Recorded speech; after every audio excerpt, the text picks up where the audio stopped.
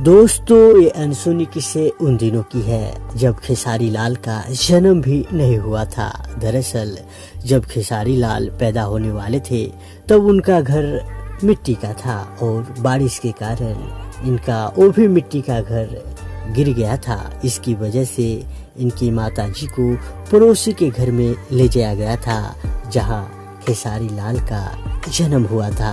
दोस्तों, खेसारी लाल अपना बचपन की जिंदगी बहुत गरीबी में गुजारे हैं। शायद ये आप जानते ही होंगे, ये बताने की कोई ज़रूरत नहीं है। और ऐसे आप खेसारी लाल के बारे में हर कुछ जानना चाहते हैं तो आप मेरे इस चैनल द भोजपुरी रेडियो से जुड़ जाइए और खेसारी लाल के बारे में कमेंट करके हमसे पूछ भी सकते हैं। और अभी तक आपने मेरे इस चैनल को सब्सक्राइब नहीं किए तो नीचे लाल बटन दबाकर सब्सक्राइब भी कर दीजिए।